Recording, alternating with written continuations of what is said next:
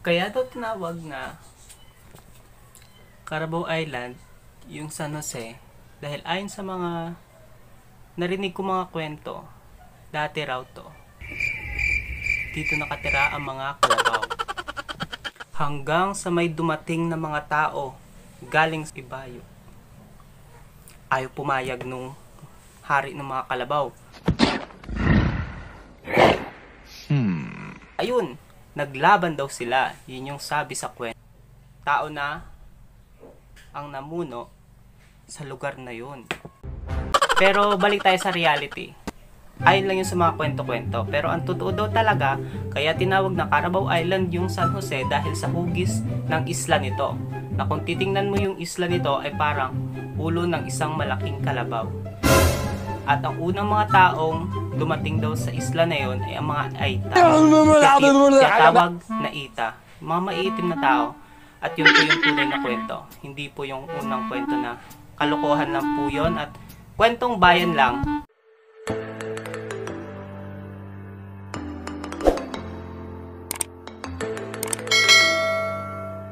Yo! What's up guys? Nandito na naman tayo at yung araw na to ay magbiyahe tayo. Tara, samahan nyo na kami. Yo!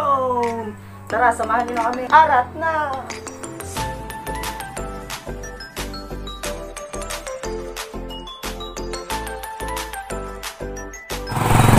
Nandito po tayo ngayon sa tricycle.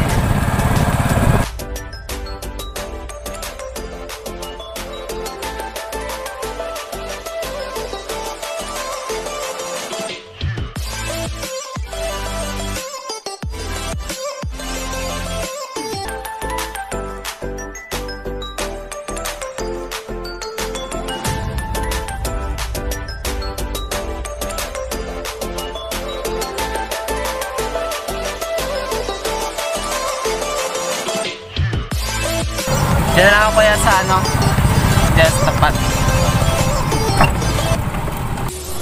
At nandito na nga tayo sa terminal guys. Maghanap tayo ng jeep na sasakyan natin pa Santa Fe.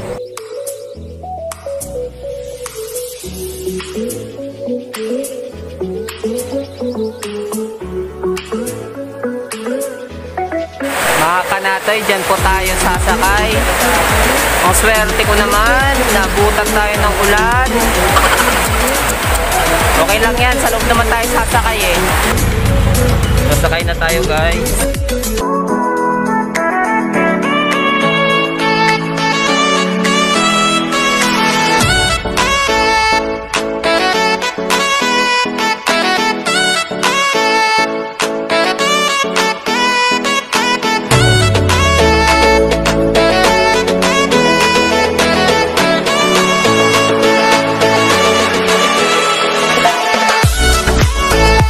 Nandito na tayo mga kanatay sa bayan ng Looc. Isang bayan na lang po, malapit na tayo.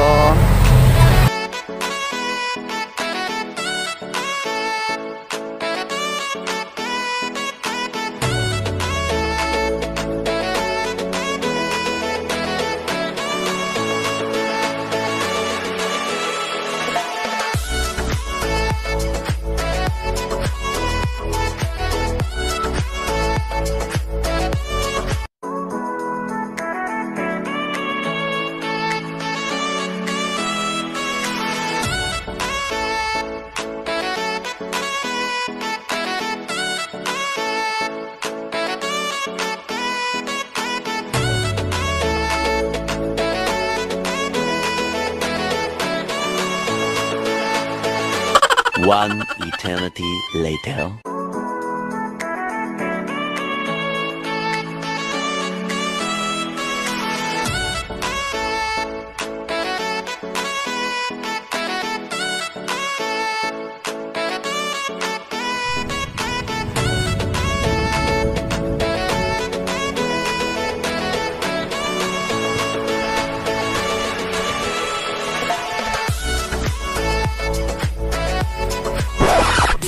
Mapapansin nyo guys, walang nagbabantay no kasi saktong family day daw ng munisipyo nila.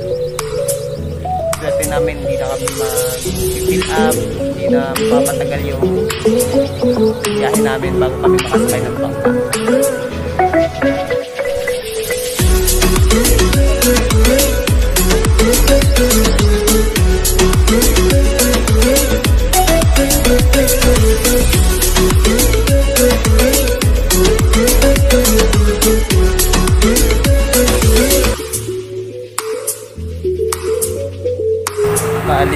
kami guys.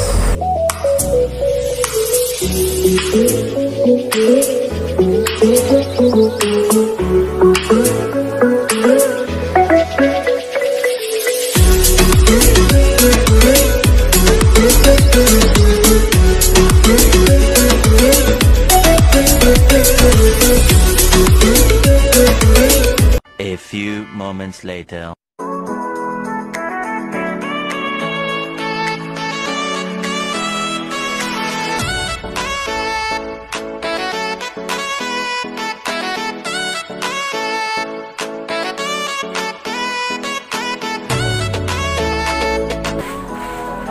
Okay na rin pala dito guys, hindi na masyadong mahigpit, hindi na sila nagpapa-sign up para i-check yung monitor kasi wala namang kaso dito.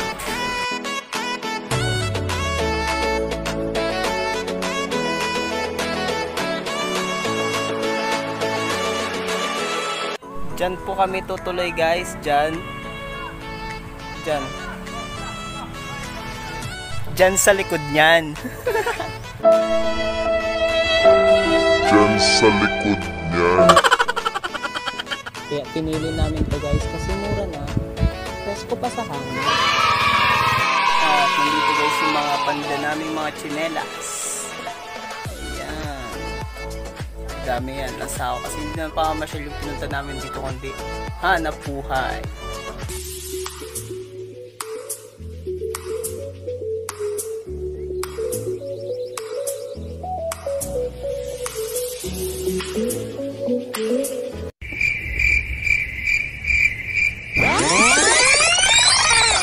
Video okay or uminom no? Pumunta kami dito para kumain.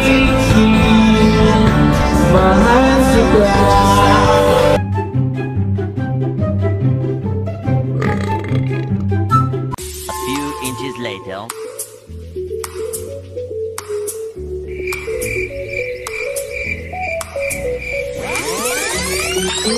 Hello, good morning mga panatang. It's another day na tayo dito sa Caloocan.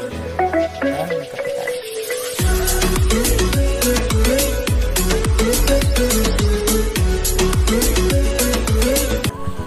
Kung kahapon guys ay naka-tricycle kami, ngayon ay naka-motor kami, dalawang motor dahil bundok po ang aming pagtitindahan ngayon.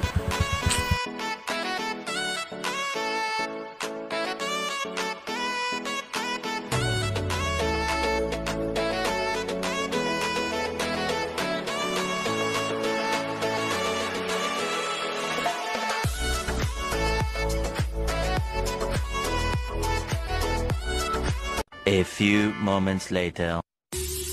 Kung mapapansin nyo guys no, bundok na to pero may mga corals pa rin. Nakikita nyo, may mga corals pa rin dito kasi ayon sa mga napagtanong-tanungan ko, dati daw talaga to isla lang siya. Siguro sa paglipas ng panahon lumitaw yung isla kaya naging ganun. Bundok na to, isa na to sa pinakamataas na lugar dito sa San Jose, pero marami pong corals. Ayan o, alam mo namang corals yan, hindi mo masabing bat yan.